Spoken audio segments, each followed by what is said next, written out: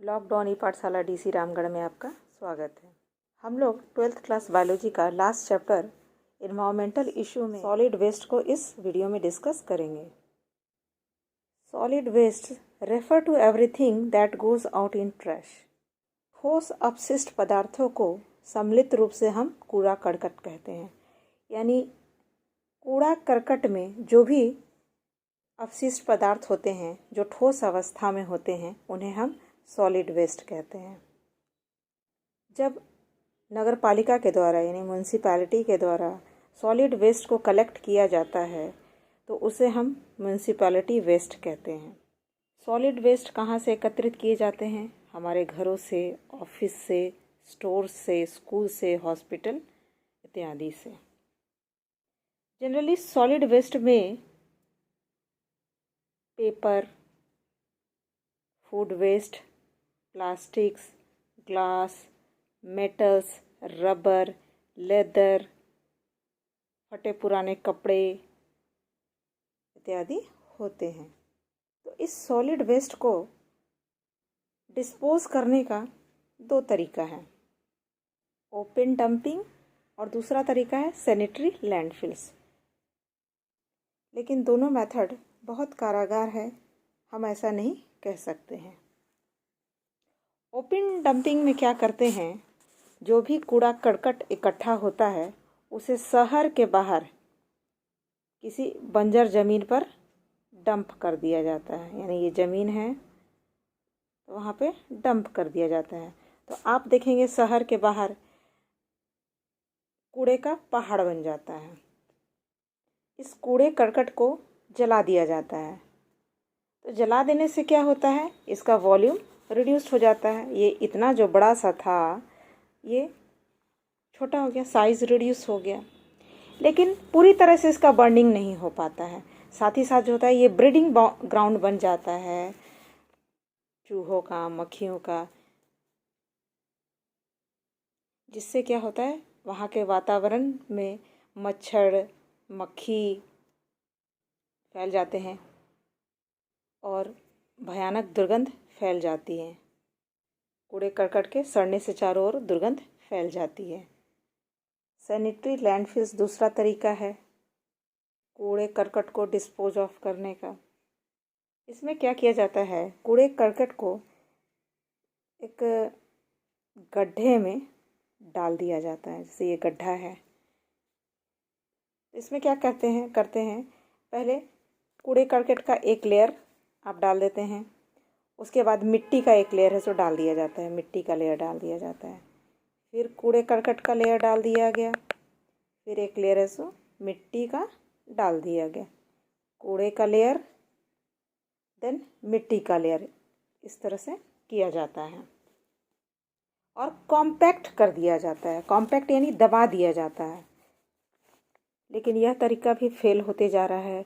बड़े बड़े शहरों में इतना कूड़ा करकट प्रोड्यूस हो रहा है कि लैंड, ये जो गड्ढे हैं तुरंत ही भर जाते हैं, जिससे क्या होता है फिर से यहाँ कहीं कूड़े का पहाड़ बनने लगता है। साथ ही साथ इसके साथ एक दिक्कत है, सीपेज का भी खतरा है। जो भी हार्मफुल केमिकल्स हैं उनका सीपेज हो जाएगा और ये अंडरग्राउंड वाटर को दूषित कर देंगे। जो भी सॉलिड वेस्ट प्रोड्यूस हो रहा है उसे हम 3 कैटेगरी में रख सकते हैं, बायोडिग्रेडेबल, रिसाइक्लेबल और नॉन बायोडिग्रेडेबल। बायोडिग्रेडेबल वैसे अपशिष्ट पदार्थ होते हैं जिनका लिविंग सिस्टम के द्वारा यानी बैक्टीरिया और फंजाई के द्वारा विघटन हो सकता है। वे इजीली डिकम्पोज हो जाते हैं सब्सटेंसेस में।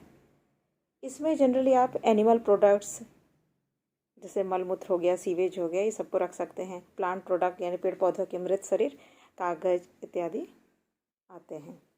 द नॉन बायोडिग्रेडेबल वैसे पदार्थ जो बैक्टीरिया और फंजाई के द्वारा विघटित नहीं होते हैं, अपने स्वरूप को हमेशा बनाए रखते हैं, उसे जो होता है आप नॉन बायोडिग्रेडेबल कहते हैं। जैसे ग्लास हो गया, रबर हो गया, belt,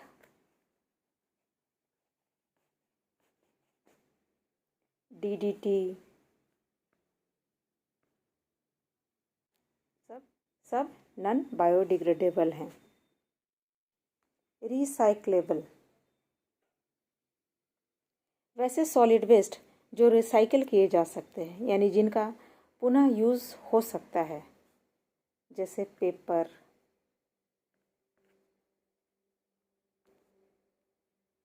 cardboard, glass, bottles, plastic etcetera. Plastic recyclable होते हैं। The biodegradable material can be put into deep pits in the ground and be left for natural breakdown। जो बायोडिग्रेडेबल मटेरियल होते हैं उनके डिस्पोजल में कोई दिक्कत नहीं है, उन्हें लैंडफिल के द्वारा मैनेज किया जा सकता है,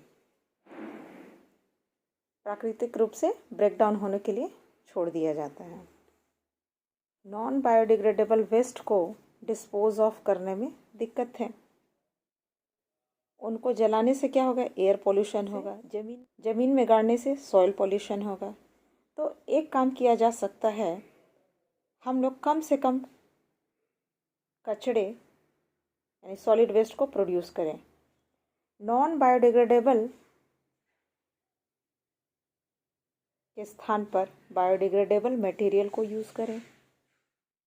यानी हमारा प्राइम गोल होना चाहिए रिड्यूस गार्बेज। यदि हम एक बिस्कुट के पैकेट पर ध्यान दें, गुड क्वालिटी के बिस्कुट पैकेट पे हम ध्यान दें, तो हम लोग देखेंगे कि इसको जो पैकेजिंग की गई है तो उसमें 2 से 3 लेयर हैं, जिसकी आवश्यकता नहीं है। हर चीज़ पैकेट में मिल रहा है, चाहे वह दूध है या पानी है, फ्रूट्स है या वेजिटेबल्स है। हम लोग प्लास्टिक यूज़ करके जाने में इन्वायरमेंटल पोल्यूशन में अपना रोल प्ले कर रहे हैं। प्लास्टिक की थैलियों का प्रयोग कम से कम हो, इसलिए क्या करना होगा? बाज़ार जाते समय जूट के बैग का प्रयोग करें या कपड़े के बैग का प्रयोग करें और पॉलीथीन बैग्स को नो कहें। हॉस्पिटल या नर्सिंग होम से जो वेस्ट आते हैं उसमें इंजेक्शन, कॉटन, ब्लड, मानव शरीर के कटे हिस्से, खाली बोतलें इत्यादि होती हैं, जिन्हें ऐसे ही फेंक दिया जाता है।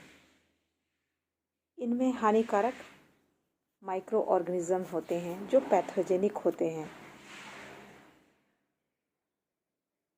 इनसे बीमारियां फैलने का डर होता है, इसलिए हॉस्पिटल वेस्ट को इंसिनरेटर में उच्च ताप पर जला दिया जाना चाहिए। इलेक्ट्रॉनिक वेस्ट, ई वेस्ट, इलेक्ट्रॉनिक आइटम जैसे television, mobile phone, refrigerator, washing machine के उपयोग में से बेतहाशा वृद्धि हुई है। लोग नए नए मॉडल्स के इलेक्ट्रॉनिक आइटम्स रोज़ खरीद रहे हैं और पुराने मॉडल को फेंक देते हैं, या जिन उपकरणों का उपयोग नहीं होता है या ख़राब हो जाते हैं वे इलेक्ट्रॉनिक वेस्ट कहलाते हैं। तो इन इलेक्ट्रॉनिक वेस्ट को डिस्पोज ऑफ करने का तरीका है लैंडफिल, ज़मीन में गाड़ देना, और इंसिनरेटर यानी उन्हें उच्च ताप पर जला दिया जाना। तो दोनों ही विधि से पोल्यूशन होगा।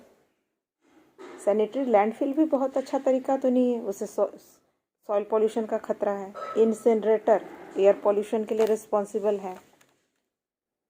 जो डेवलप्ड कंट्री हैं वे अपने इलेक्ट्रॉनिक वेस्ट को developing countries like China, India, Pakistan में भेज देती है। तो वहाँ किया जाता है, क्योंकि इलेक्ट्रॉनिक वेस्ट में मेटल्स होते हैं, लगे होते हैं, जैसे copper, iron, silicon, nickel, gold लगे होते हैं। तो इनको चुन लिया जाता है, उनको रिसाइकिल कर लिया जाता है, और इस चुनने के प्रोसेस में हमारे वर्कर लगे रहते हैं। तो वर्कर का डायरेक्ट संपर्क हो जाता है इन टॉक्सिक सब्सटेंसेस से जो इलेक्ट्रॉनिक वेस्ट में प्रेजेंट होते हैं, जिससे उनके स्वास्थ्य पर बुरा प्रभाव पड़ता है, क्योंकि छांटने का काम मैनुअली हो रहा है, हाथ से हो रहा है। तो इलेक्ट्रॉनिक वेस्ट को डिस्पोज ऑफ करने का तरीका है लैंडफिल्स, इंसिनरेशन और रिसाइकलिंग। इस तरह से आज हम लोगों ने सॉलिड वेस्ट क्या है और इसका डिस्पोजल किस प्रकार से किया जाए इसको सीखा। धन्यवाद।